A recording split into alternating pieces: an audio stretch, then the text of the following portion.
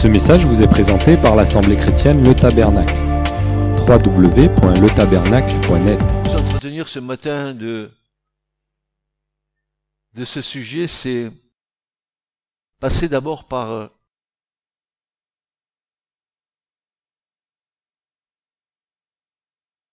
une humiliation personnelle qui est suffisant pour parler de cette chose que nous allons entendre ce matin.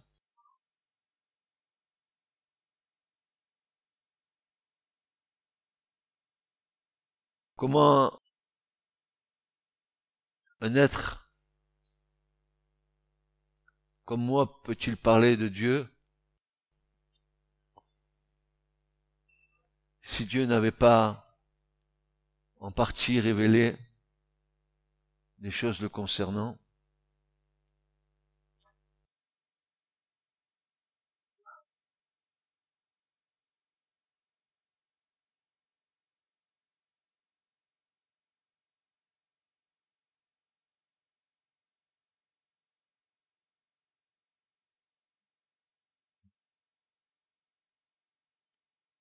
Les mots me manquent pour parler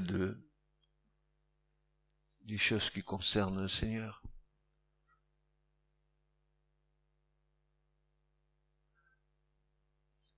Loué soit le Christ qui nous a permis de connaître le Père.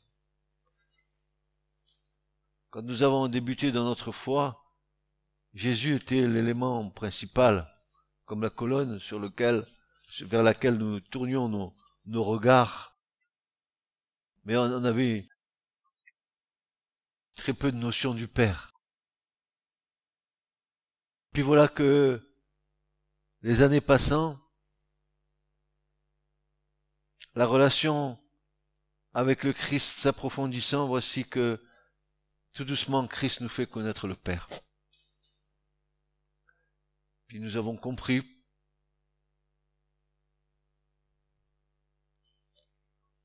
parce que la divinité est à l'œuvre. J'aime bien ce que fait Dieu, Père, Fils, Saint-Esprit. Ils sont en collaboration étroite et tous les trois travaillent à ce que nous soyons dans une perspective du vrai Dieu.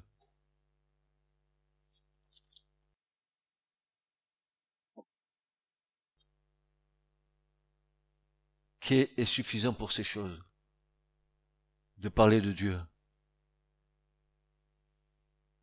Je demande d'avance pardon au Seigneur. Je lui demande qu'il me purifie ma bouche, mes lèvres, mes pensées.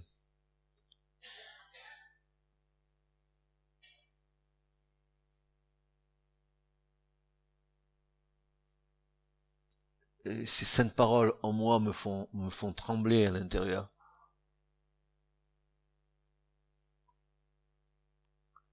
Pourtant, ce matin, je voudrais vous entretenir d'un sujet dont je ne suis même pas digne de le transmettre. Je vais parler de quelque chose qui nous concerne tous, parce que nous avons tous le même accès à cet ami que je voudrais vous présenter ce matin. Je voudrais vous présenter, vous entretenir au sujet d'un ami éminemment précieux. C'est notre ami commun. Il est précieux, cet ami, il est discret. Il nous fait communier à l'amour même de Dieu. Cet ami est pour nous source de liberté et d'intelligence de la foi. C'est lui qui nous donne cette intelligence dans la foi et c'est lui qui nous libère. Et puis la Bible, la parole de Dieu utilise de multiples images pour nous parler du Saint-Esprit. C'est de lui dont je veux parler aujourd'hui.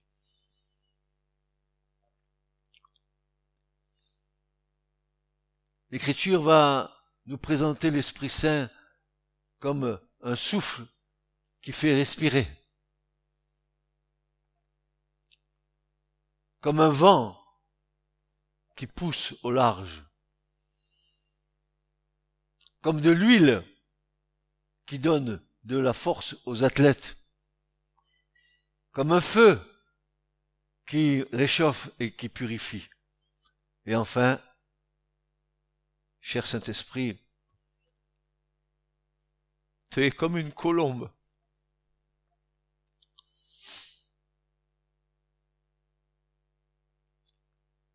Blanc, immaculé comme la colombe. Doux comme la colombe.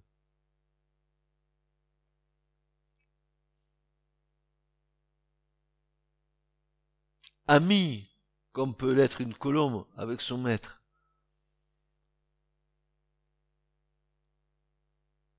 Mais aussi craintif si perçoit un geste d'hostilité.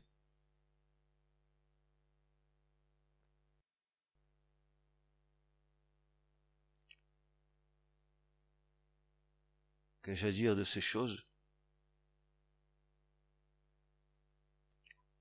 Pourquoi ce matin je parle de ces choses?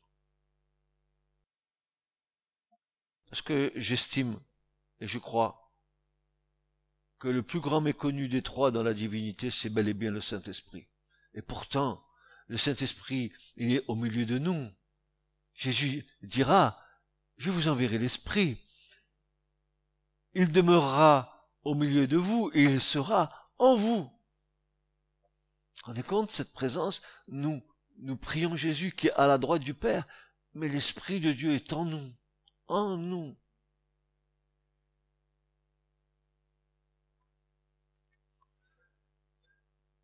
Ainsi, ce que nous savons de l'Esprit Saint, qui nous a été donné de comprendre, de nous être révélé, c'est Jésus qui nous l'a transmis. Une fois de plus, il prend de la part du Père et il transmet par le Saint-Esprit.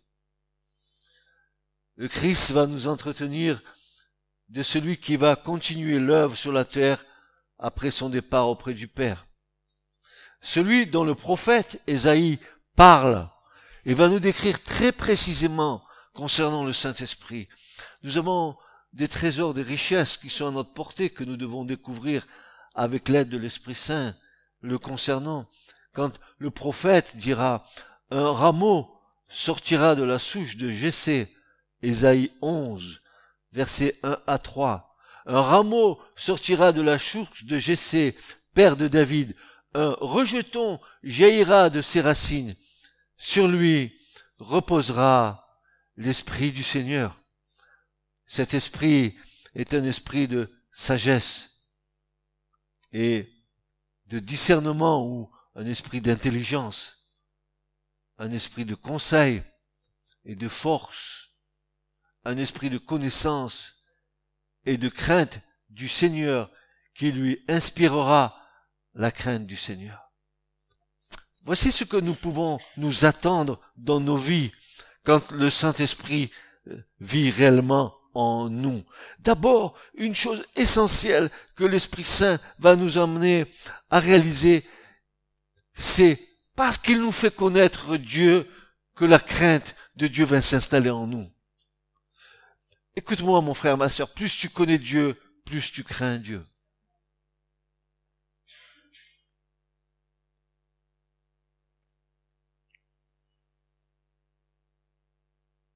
J'ai pas peur de Dieu parce qu'il est un peur fouettard. Non, non, c'est pas ça dont je veux parler. Je crains Dieu parce que l'Esprit de Dieu m'aide à découvrir l'immensité, la grandeur, la puissance de Dieu, son œuvre de création, ses paroles, et quand il nous dit, deux chemins j'ai mis devant toi. Regarde mon frère, ma soeur, deux chemins. Le chemin de la mort et de la malédiction, et le chemin de la vie et de la bénédiction. Et le Seigneur de rajouter, choisis-moi, moi qui suis la vie. Choisis-moi. Choisis le Seigneur comme étant le Seigneur de ta vie. L'expérience, qui n'est pas une gageure, mais elle existe. L'expérience nous montre, nous démontre, nous amène à comprendre et va nous lever un voile, le voile, qui va nous faire découvrir celui qui est notre Père. Vous avez vu combien il y a parfois de difficultés avec des gens qui viennent à Christ et qui ont des difficultés avec la notion de Père, parce que cette notion de Père, ils vont la transcalquer sur la notion du Père terrestre. Parfois, on a une mauvaise image de notre Père céleste à cause du Père terrestre. Mais notre Père céleste n'est pas un Père terrestre. Mes voix ne sont pas vos voix, mes pensées ne sont pas mes pensées. Vos pères, ils ont été là pour vous, avec vous pour peu de temps. Moi, je demeure avec vous pour l'éternité, dit le Seigneur. Et quand le prophète dit que sur Christ repose l'esprit de sagesse, nous aurons à revenir sur ces choses. Et de discernement, c'est-à-dire d'intelligence, un esprit de conseil et de force, un esprit de connaissance et de crainte du Seigneur. Alors, pour nous, il y a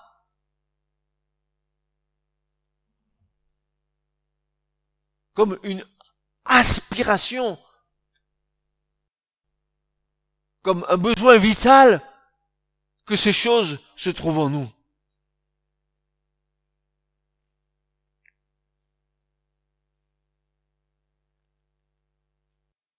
Si Jésus a dit que le Saint-Esprit demeurera au milieu de nous, qu'il sera en nous, nous pouvons nous attendre, vous êtes bien d'accord avec moi, que ces dons de grâce qui sont énumérés par le prophète puissent être mis à notre actif si nous développons la relation avec le Seigneur.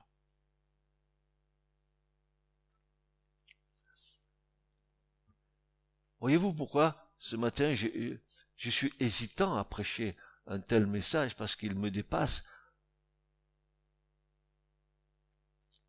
et parce qu'il me montre mon ignorance qui est partielle quant au Saint-Esprit. Nous avons, vous et moi, et nous avons l'habitude mauvaise de sortir des versets que nous connaissons par cœur sans en connaître la quintessence de ce que ce verset, lorsqu'il est fouillé, lorsqu'il est drache, qu'il est exploré, lorsqu'il est sondé, va nous révéler des choses ineffables, pas simplement la citation d'un verset, mais ce que le verset peut te procurer, peut te donner, peut t'éclairer, peut te montrer, peut te révéler. Midrash, révélation.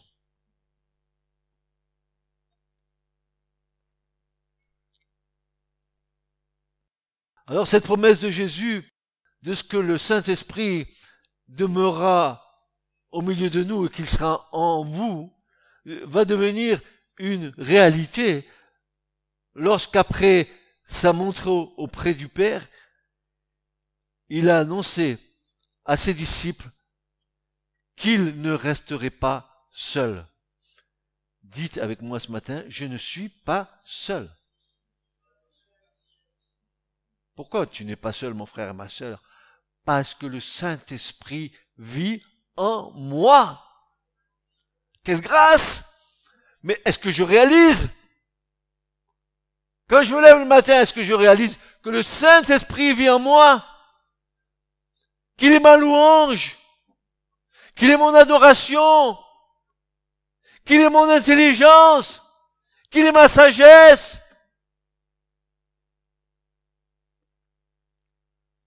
Non, non, non. Il annonce à ses disciples qu'ils ne resteraient pas seuls. En fait, Jésus va leur dire, je ne vous abandonnerai pas. Jésus ne nous a pas abandonnés. Il est bien sûr à la droite du Père. Il est dans les lieux célestes préparant son retour.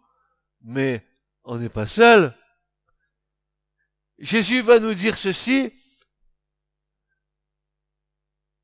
Je ne vous laisserai pas orphelins.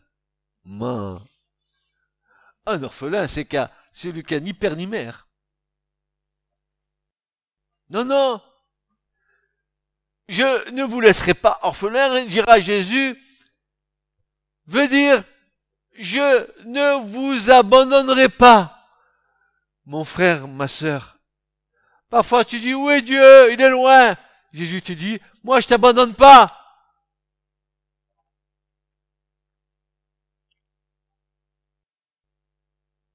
Je suis tous les jours avec toi. C'est toi qui m'as perdu de vue.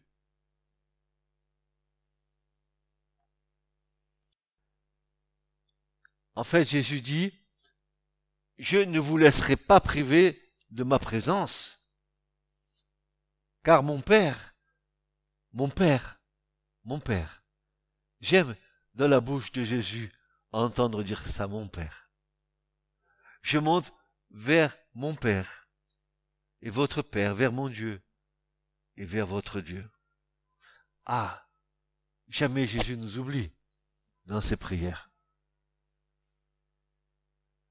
Mais mon Père, vous enverrez le Saint-Esprit en mon nom. Jésus a-t-il menti? Non, non, non, non.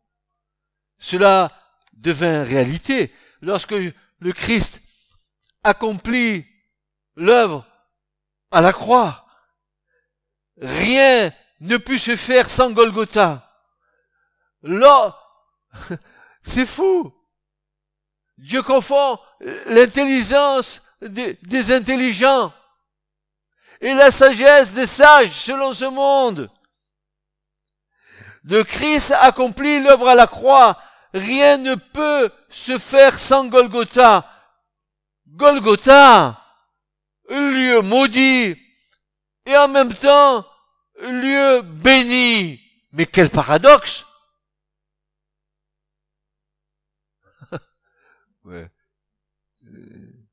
Ou c'est béni ou c'est maudit, mais pas les deux en même temps. Oui, oui, les deux en même temps. Lieu maudit! Et nous allons voir pourquoi. Et en même temps, de la malédiction jaillit la bénédiction. Mes amis, mes frères, mes sœurs, pourquoi cela? Comment Dieu peut-il faire cela? Un lieu maudit. Pourquoi? Car maudit est celui qui est pendu au bois. Et c'est ainsi que Christ fut fait malédiction pour nous, afin que nous soyons un sujet de bénédiction.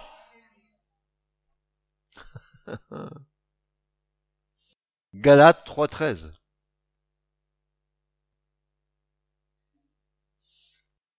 Tourne-toi vers ton frère et ta sœur et dis, je suis un sujet de bénédiction. Dis-le.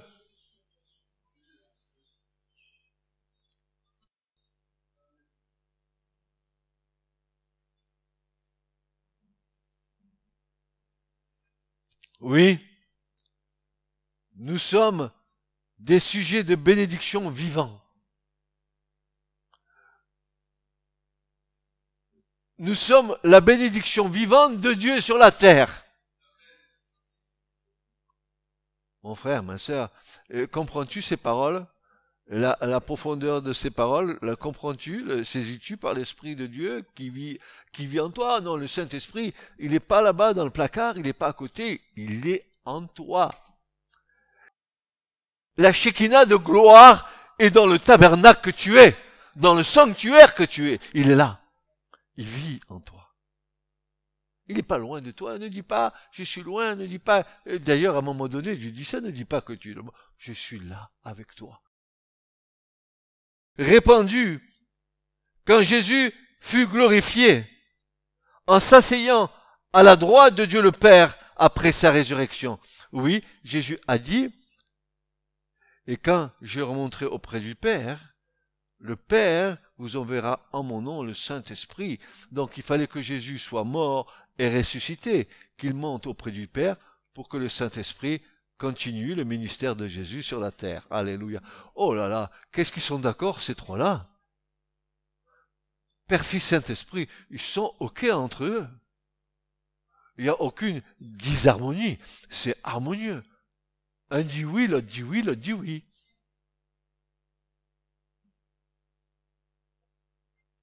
Jean 7, versets 37 à 39.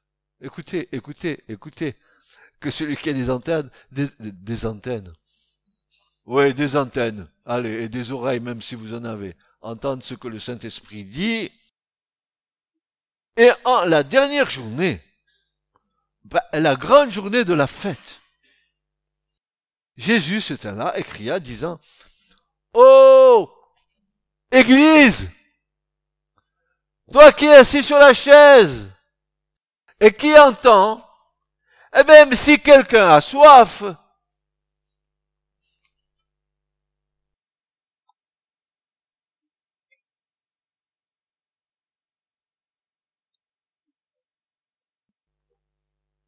et pas de cette eau,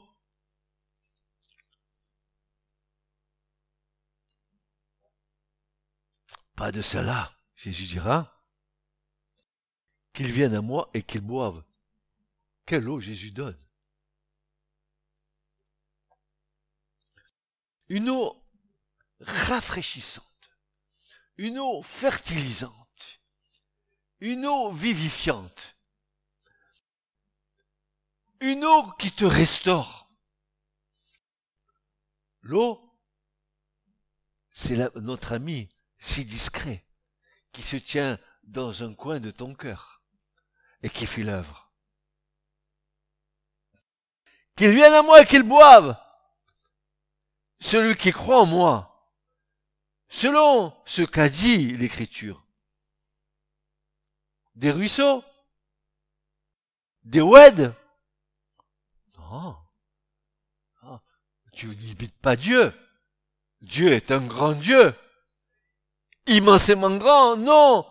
Des fleuves d'eau vive couleront de son ventre, de son sein.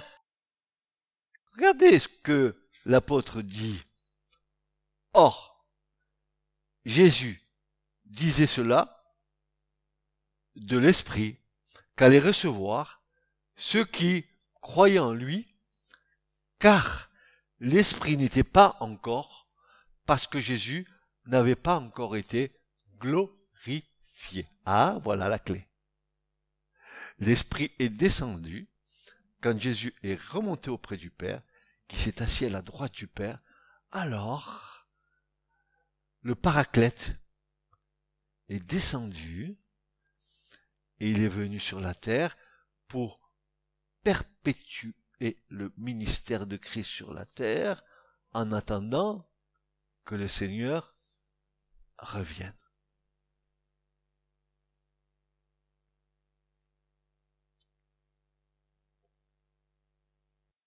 Voulez-vous connaître le Saint-Esprit? Encore mieux.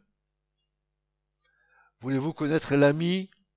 Comment peut-on connaître un ami si on ne rentre pas dans l'intimité de cet ami? Ici, dans le Midi, on se fait des amis comme on se fait n'importe quoi. On s'est vu une fois, on est amis. Mais un ami fidèle, on peut compter en tout temps en lui. Oui ou non? Le Saint-Esprit est un ami fidèle. On peut compter en tout temps en lui. Parce qu'il vit en moi. Le pardon des péchés. La résurrection d'entre les morts. L'envoi du Saint-Esprit. Tous ces éléments étaient étroitement liés et indissociables. Jésus ressuscité. Jésus glorifié. Jésus traversant les cieux. Présentant l'offrande de sa vie au Père. Jésus agréé du Père. S'étant assis à la droite de la majesté divine. Désormais, le Saint-Esprit pouvait être envoyé et continuer le ministère du Christ sur la terre. Une de ses œuvres essentielles au Saint-Esprit est de convaincre le monde de péché, de justice et de jugement. Et voilà, si je vous posais la question, vous me direz oui, il est venu convaincre le monde de péché, de justice et de jugement. Et vous le dites. Mais quel est le contenu de tout ça?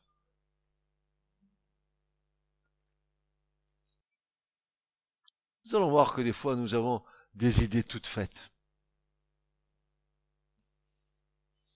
Une de ces œuvres essentielles est donc de convaincre le monde de péché, de justice et de jugement, mais sans la croix, cela eût été impossible. Impossible. Impossible que le Saint-Esprit convainque de péché, de justice et de jugement sans que Jésus soit mort et ressuscité d'entre les morts. Impossible. Il fallait que Christ soit fait péché pour nous, pour que le Saint-Esprit puisse avoir l'argument persuasif pour toucher le cœur de celui qui ne croit pas. Il fallait que le sang coule, car sans effusion de sang, il n'y a point de pardon. Et pour qu'il y ait pardon, et pour que le Saint-Esprit puisse te convaincre de péché, qu'est-ce qu'il faut? Que Golgotha ait été réalisé, et c'est ce que Jésus a fait à la croix. Il était fait péché pour nous, pour que nous devenions justice de Dieu.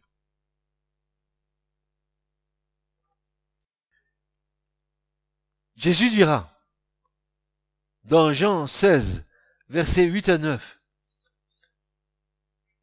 et quand celui-là, c'est-à-dire le Saint-Esprit sera venu, il convaincra le monde de péché, de justice et de jugement.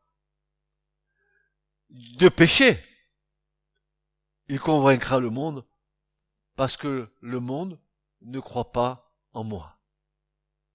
Et si tu ne crois pas en Jésus, tu ne peux pas avoir le pardon de tes péchés. Tu comprends ce que je te dis, toi qui es assis sur ta chaise?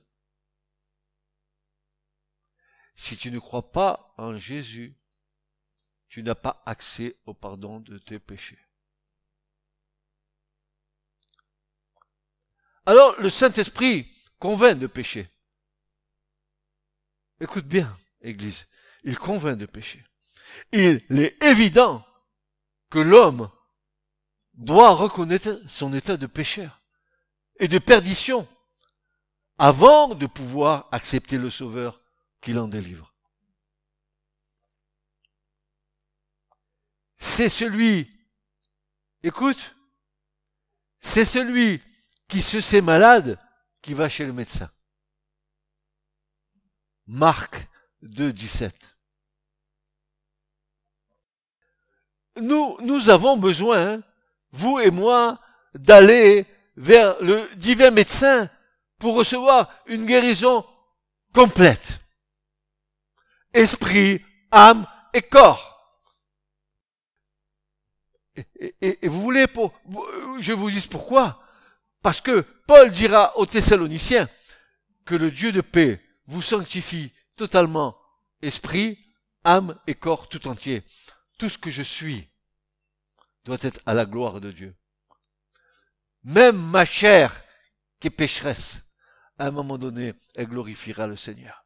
Quand le péché, quand le corps corruptible sera changé en corps incorruptible.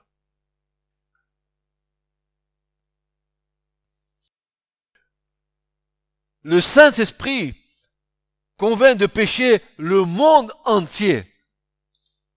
C'est-à-dire qu'il convainc de pécher tous les hommes.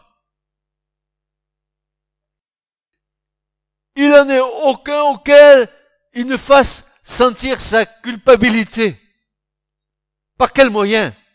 Soit par l'écriture, soit simplement par la conscience.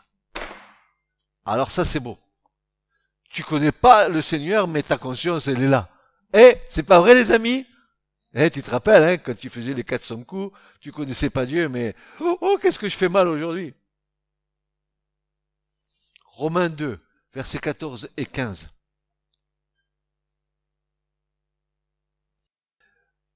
Le Saint-Esprit nous fait sentir notre culpabilité, soit en lisant la parole, et là nous allons comprendre, soit simplement par le moyen de la conscience. Alors voilà ce que dit. Car quand les nations qui n'ont point de loi font naturellement les choses de la loi, et n'ayant pas de loi, elles sont loi à elles-mêmes. Et elles montrent l'œuvre de la loi écrite dans leur cœur, et regardez bien, leur conscience rendant témoignage et leurs pensées s'accusant entre elles ou aussi s'excusant. Vous savez, cette conscience que nous faisons taire, quand nous voulons faire quelque chose de mal et que nous avons peur que la conscience elle vienne nous dire « Oh l'ami, t'as vu dans quel drap tu t'es mis ?» Oh l'ami, dans quel drap tu t'es mis? J'ai fait même des vers ce matin sans en avoir l'air.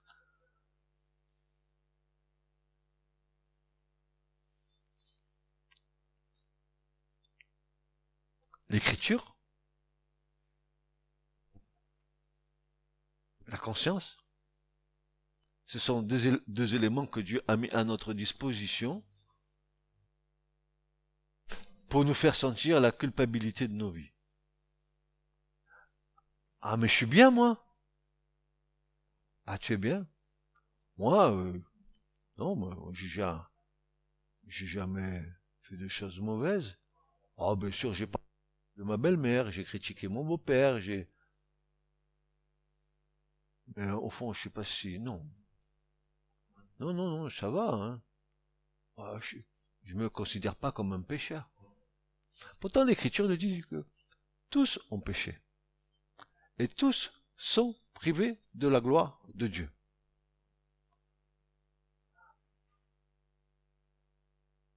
Alors, on va essayer de faire un distinguo qui va nous permettre peut-être de mieux comprendre certaines choses. Dans Jean 16, versets 8 à 9, si vous lisez le verset, vous verrez que le mot péché qui est là,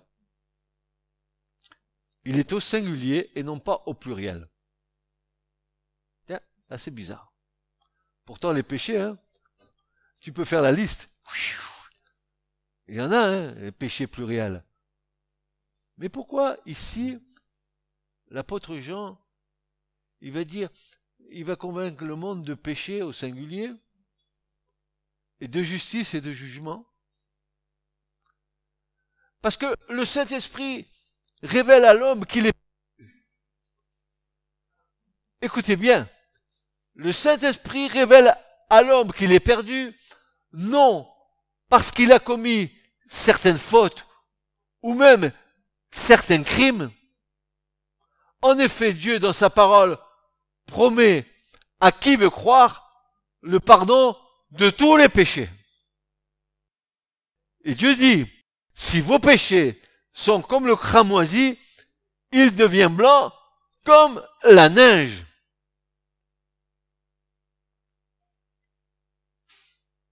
L'homme est condamné devant Dieu Écoute bien, Église. L'homme est condamné devant Dieu, non parce qu'il est pécheur, mais parce que, étant pécheur, il n'a pas voulu croire au Sauveur et accepter son pardon. C'est ça le plus grand des péchés, c'est de refuser la grâce que Jésus nous accorde gratuitement. C'est pas que tu es péché, c'est que tu refuses celui qui peut te ôter le péché. Quand tu t'obstines. Quand tu peux parler aux gens, tels que nous avons entendu vendredi soir là, avec les Brésiliens qui sont venus, qui disaient, nous travaillons avec les Gédéons. Les Gédéons, c'est un mouvement qui met des Bibles dans les hôtels, un peu de partout, pour que les gens qui aillent dans les hôtels aient la grâce de tomber sur un évangile pour le lire. Et il disait, cet homme, je dis, vous êtes bien reçus avec vos Bibles? Il disait, non! Si on leur apportait des prospectus de Carrefour, etc., ils les prendraient sans rien dire. Mais dès que vous leur montrez la Bible, hop, 10 pas en arrière. Ils refusent celui qui a le pouvoir de pardonner leurs péchés. Ils s'obstinent.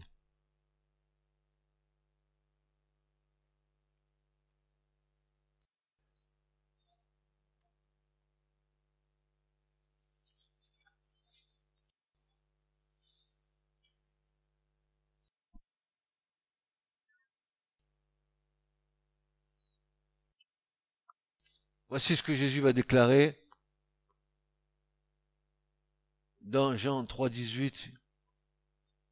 Ça vient confirmer ce qui vient d'être dit. C'est pas tant le péché.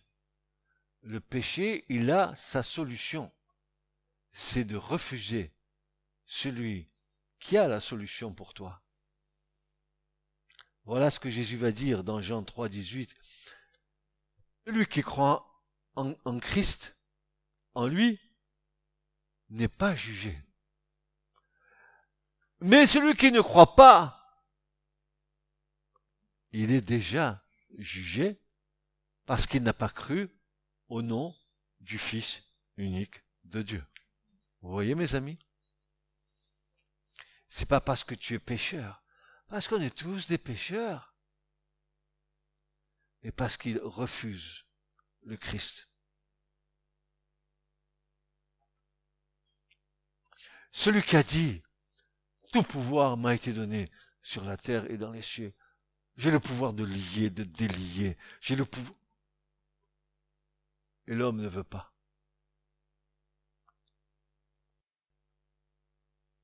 L'aveuglement, l'obscurantisme, l'entêtement.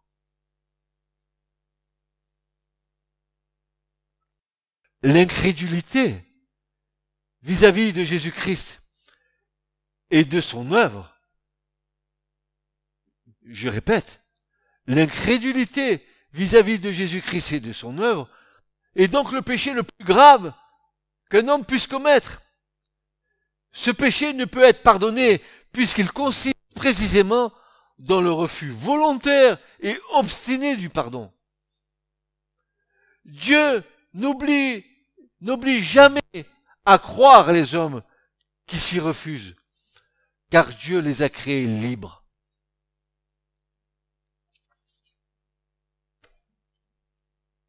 Tu es libre de dire oui, tu es libre de dire non.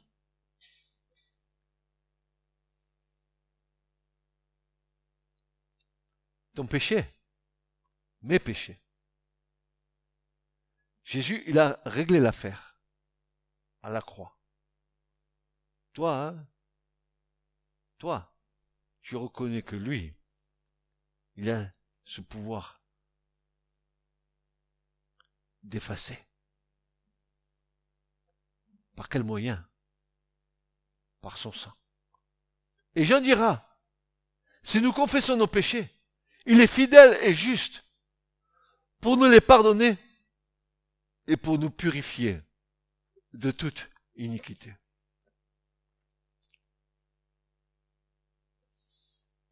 Refuser le Christ, c'est ce qui nous envoie dans les temps de feu.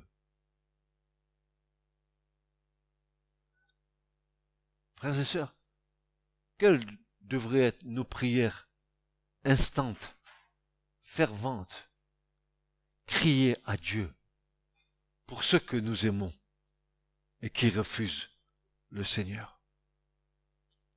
C'est pas tant qu'ils soient des pécheurs, mais c'est le fait qu'ils refusent celui qui peut les libérer de leurs péchés. Dieu n'oblige jamais à croire les hommes qui s'y refusent. Dieu ne t'oblige pas à croire. Pourquoi? Parce que Dieu t'a créé libre. Il va mettre en œuvre tous les trésors de la grâce, toutes les circonstances possibles et inimaginables dans ta vie pour te fixer un rendez-vous divin que tu ne dois pas manquer le jour où il est venu sur le chemin de ta vie. Vous avez vu que c'est lourd de conséquences le oui ou le non que nous allons prononcer.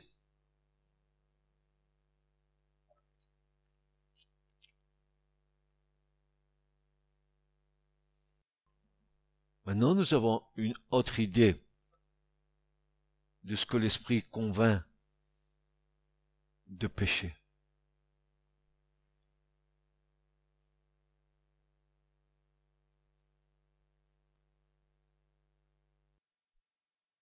Il y a un lien indissociable entre Christ, l'œuvre de la croix, le péché. Il a été fait péché pour nous. Maudit celui qui est pendu au bois. Et il a accepté la malédiction. Il a accepté, lui, le juste, le pur, le saint, qui était sans péché, de se charger de nos pourritures.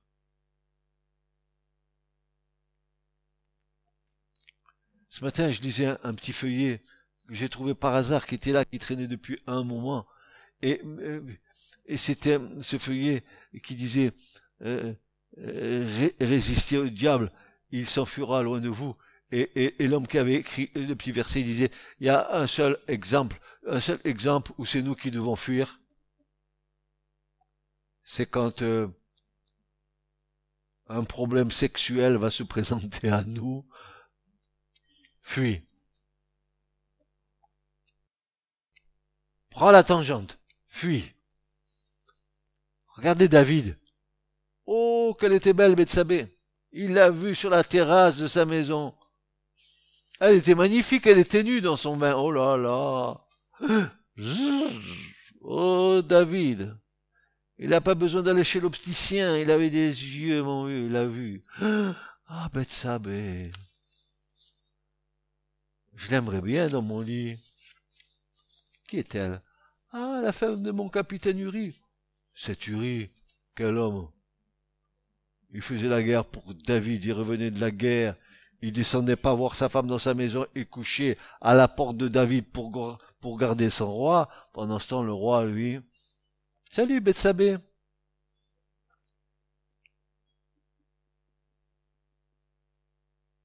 Il l'a vu. Il l'a mis dans son lit, il a tué le mari. Oh, pourquoi se gêner? Après tout, on va pas faire de demi-mesure. Et Dieu a dit, attends, fais. Tout à l'heure, on va avoir une petite conversation ensemble. L'enfant qu'il avait avec Bethsabée tombe malade. Oh, David, il a prié en long, en large et en travers. Et quand il a compris que sa prière ne serait pas exaucée, il a commencé à changer son aspect. Parce qu'il savait que Dieu, il n'allait pas le lâcher dans cette affaire. Voyez-vous, quand on voit la manière dont le Saint-Esprit agit en convainquant le monde de péché, ça veut dire que le Saint-Esprit, il va convaincre le monde que si le monde ne prend pas Jésus comme sauveur, le monde est perdu. Puis voilà que le Saint-Esprit continue son œuvre.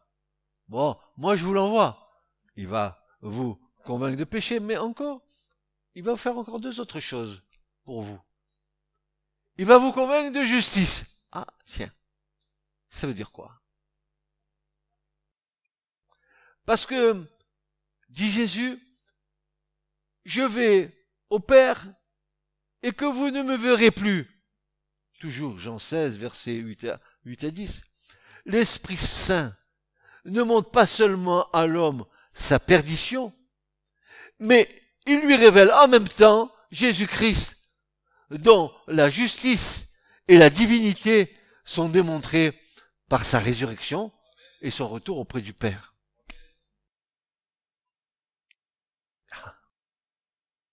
Mon Dieu que c'est profond ça. Si tu as le temps, mon frère, commence à creuser. Hein. Et même si tes ongles s'usent, t'inquiète pas, ça repousse. Continue à piocher. Dieu produit ainsi dans le cœur sincère et repentant la conviction que Jésus est bien le Sauveur qui, juste lui-même, rend juste ce dont la foi repose en lui. C'est parce qu'il est juste que tu es juste. Coucou. Pourquoi tu pleures sur ta nature pécheresse tout le temps? Hein? Je suis pas beau. Bien sûr que t'es pas beau. Non, même pas, tu n'es pas belle non plus. Hein? C'est pas la peine, tu te regardes dans la glace. Non? Non? La beauté dont on parle ici, c'est une beauté intérieure. Un cœur pur. Les yeux d'un cœur illuminé, rempli de lumière. Si la lumière est en toi, grande est ta lumière. Mais si ta lumière est ténèbre, alors grandes sont tes ténèbres, dira Jésus. Dieu produit ainsi dans le cœur sincère et repentant la conviction que Jésus est bien le Sauveur qui, étant juste lui-même, rend juste ceux dont la foi repose en lui. Romains chapitre 5 et verset 19. Paul dit, comme par la désobéissance d'un seul homme, plusieurs hommes ont été constitués pécheurs. Ainsi, mais il est d'une logique ce Paul. Tu ne peux même pas discuter ce qu'il dit. Tu n'as même pas besoin de discuter. Tu l'admets parce que c'est tellement... tu ne peux même pas discuter le bout de gras avec lui. C'est impossible. Ainsi, par l'obéissance d'un seul, Christ, plusieurs seront constitués justes. C'est parce que Jésus a obéi totalement au Père que ce matin, tu es un juste. Mais moi, je suis tordu, Seigneur. Ouais, bien sûr, tu sais que tu es tordu. Mais je parle pas de ce que tu es tordu. Je te parle de ma justice en toi.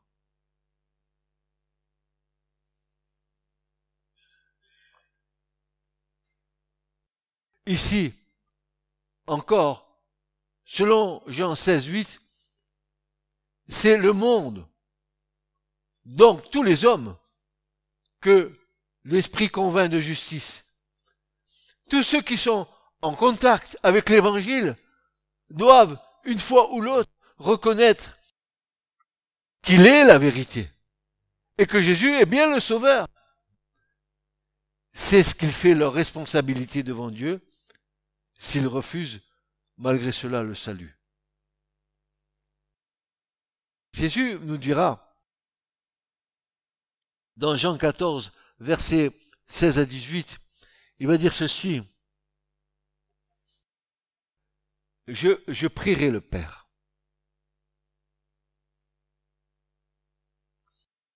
Il vous donnera un autre consolateur, c'est-à-dire le Paraklétos, qui en grec veut dire un avocat, un défenseur, même une aide. Je vais prier mon Père pour qu'il vous envoie une aide, un avocat, un défenseur.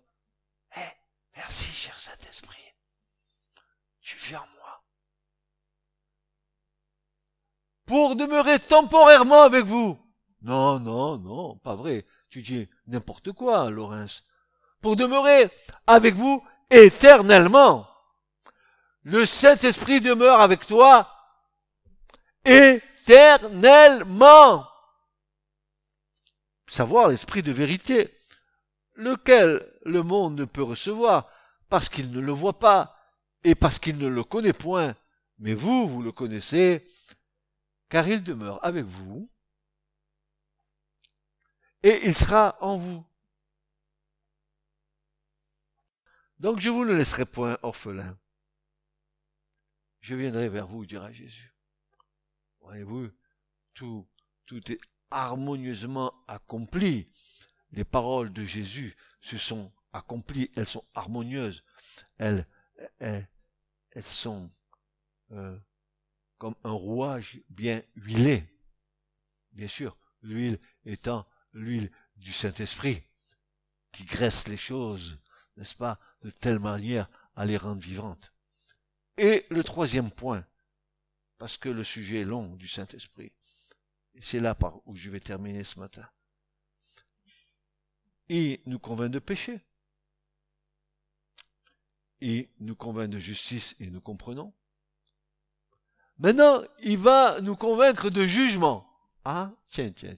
Oh, Saint-Esprit nous convainc de justice, de jugement. Et ça veut dire quoi, tout ça? Comme une moulinette, tu répètes? Tu débites tes versets bibliques et tu ne reconnais pas le sens profond?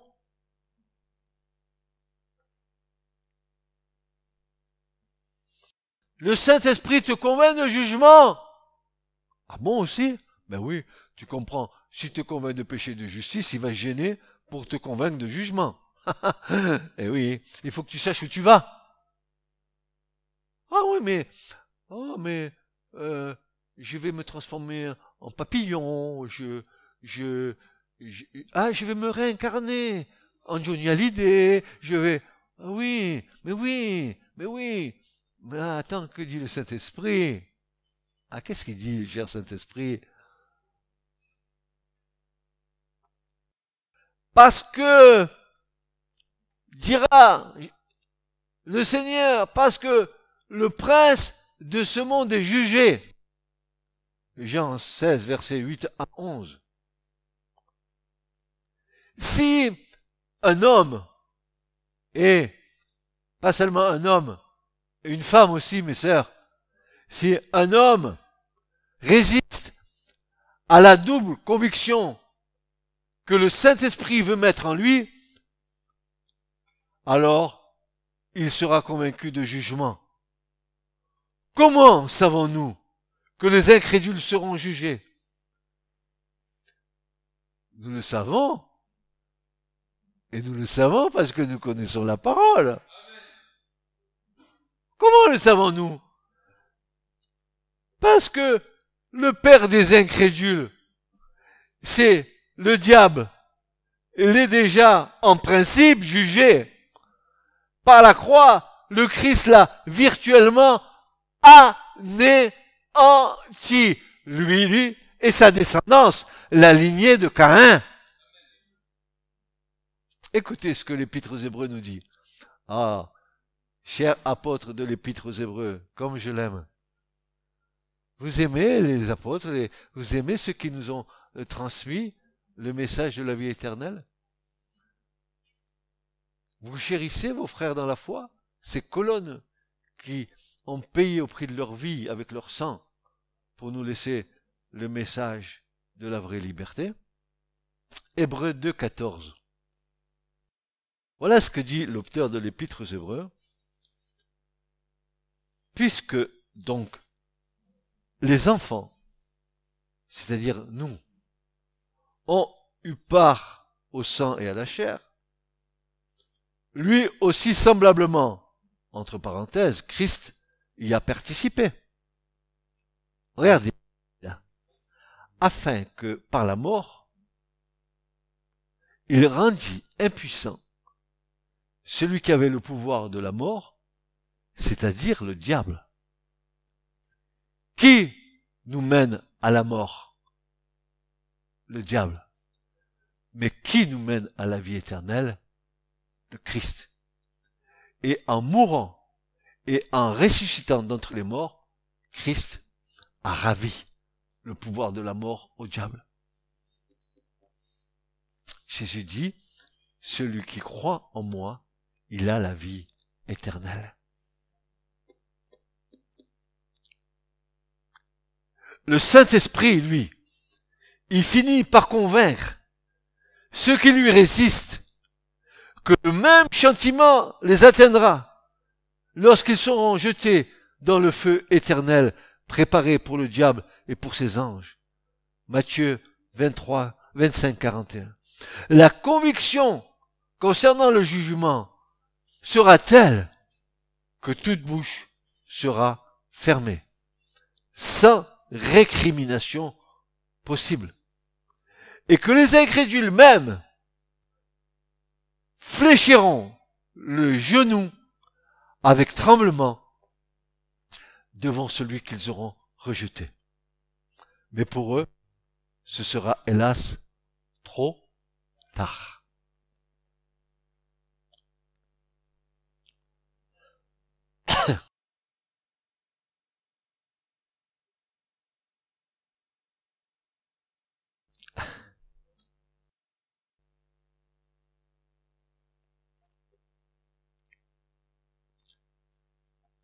Tel est le Saint-Esprit qui convainc de péché, de justice et de jugement, et tel nous devons être. Ah bon? Nous aussi? Oui. Souvenez-vous de Pierre, le jour de la Pentecôte. Il va illustrer la manière dont le Saint-Esprit cherche à convaincre les hommes. Dans son discours aux 5000 personnes, son discours est tellement animé de l'Esprit qu'il va lui faire dire que les choses que l'Esprit rappelle de la part de Jésus, et il va mettre dans la bouche de Pierre les mêmes paroles qui sont dans le cœur du Saint-Esprit. Regardez bien. Pierre, va prêcher.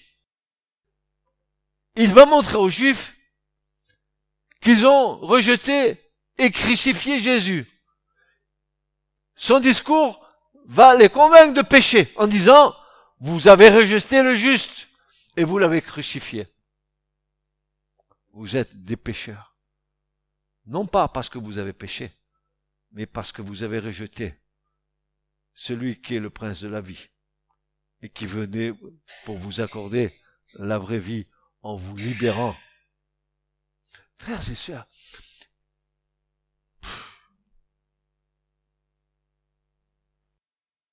quelle folie, mais quelle folie d'avoir crucifié Jésus. Rendez compte, il devait, chaque fois qu'il péchait, apporter un sacrifice pour le péché. N'ayant même pas la conviction qu'il serait pardonné, puisque il fallait qu'une fois par an, le souverain sacrificateur rentre dans le lieu très saint pour apporter encore un sacrifice pour le péché du peuple et pour son propre péché, afin que Dieu pardonne. Mais Dieu ne pardonnait pas. Il pardonnait si, mais il mettait en mémoire le péché jusqu'à ce que Christ vienne. Tout ça s'était mis en mémoire. Et eux qui avaient la solution en Christ. Christ qui s'était manifesté au milieu d'eux en leur annonçant le royaume, en leur donnant les paroles de la vie éternelle. Ils ont refusé, ils ont rejeté, ils ont crucifié. Pierre, en prêchant, était en train de le convaincre de péché. Ils n'ont pas voulu. Ils ont rejeté. Ensuite, Pierre va continuer. En leur prouvant que Jésus est bien le Messie, le Fils de Dieu, annoncé par l'Écriture, ressuscité et glorifié, en leur montrant que Dieu s'est manifesté dans toute sa justice dans son Fils, Pierre leur parle de cela. Il leur parle d'être convaincus de péché. Il va leur parler d'être convaincus de justice. Il va leur parler aussi d'être convaincus de jugement. Et ils ont entendu ça, et grand bien leur fasse que l'Esprit de Dieu les ait touchés, parce que ce jour-là, ce message a fait 5000 nouveaux convertis. Et Pierre, il a repris les 3 fondements du Saint-Esprit. Convaincre le monde de péché, de justice et de jugement. Quant au jugement, Pierre va leur dire, en leur parlant du jugement du Seigneur, du grand jour du jugement qui approche, avec des signes prodigieux, et en les exhortant à se sauver de cette génération perverse, avant qu'il ne soit trop tard.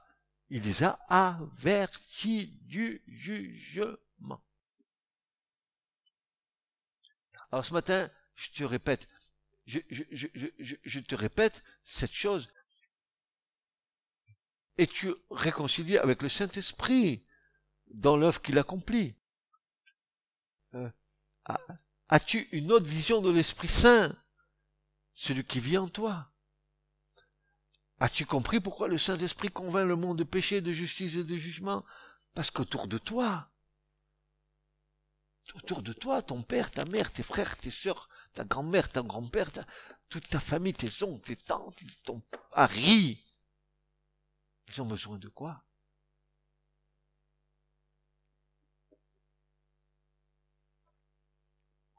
Ils ont besoin de reconnaître que Jésus est le seul remède pour leur vie. Oui, Didier est un pécheur. Pas toi. Je parle du mari de Christine. Oui, ton fils est un pécheur. Je parle des enfants de Christine. Oh, c'est pas que Christine, c'est comme ça que ça vient. Mais qu'est-ce que Dieu veut? Tu veux dire, tu sais Didier, tu es un pécheur, mais nous sommes tous pécheurs. Mais si nous ne prenons pas Christ, lui le juste, qui s'est chargé de nos péchés et qui nous a accordé le pardon, si nous ne le prenons pas comme sauveur, nous mourrons donc dans nos péchés.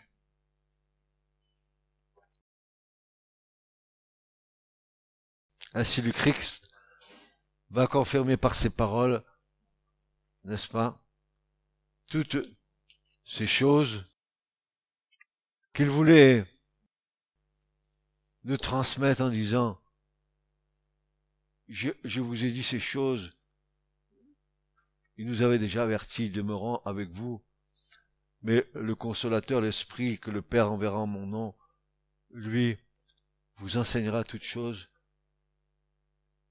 et vous rappellera toutes les choses que je vous ai dites.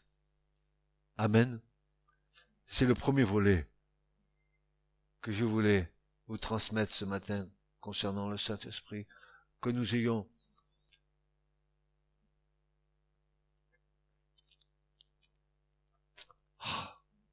comment je vais vous dire ça? Que nous ayons une autre dimension des Écritures, au-delà de la lettre que nous lisons.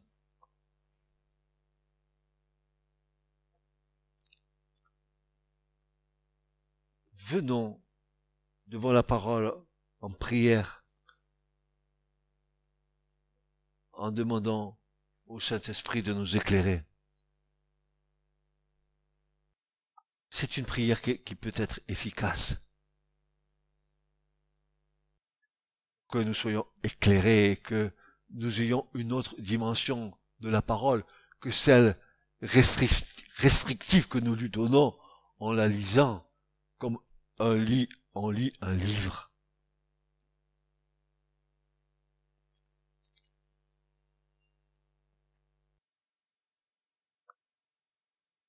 Jésus dira, c'est elle, et elle seule, qui rend témoignage de moi. Amen. Frères et sœurs, Jacques dira, chérissez l'Esprit de Dieu qui vit en vous. Serrez sur votre cœur le cher Saint-Esprit. Peut-être vous pouvez faire cette prière en disant, Saint-Esprit, prends le gouvernail de ma vie, conduis-moi, instruis-moi, rends-moi intelligent dans les choses d'en haut. Que mon intelligence propre ne domine pas sur ce que tu veux me révéler. Que ce ne soit pas un obstacle pour moi, que mon intelligence puisse me priver de ce que tu veux me donner. Ainsi l'Esprit de Dieu nous conduira, vous conduira, me conduira. Et ne désespérez pas, car l'œuvre que Christ a commencée en chacun de nous, certainement, il achèvera. Amen. Que Dieu vous bénisse. Ne prenez pas le Saint-Esprit comme la troisième roue de la charrette. Ah, le Père, ah, le Fils, et puis le Saint-Esprit, il a une petite place, quelque part par là. Ce message vous a été présenté par l'Assemblée chrétienne Le Tabernacle. www.letabernacle.net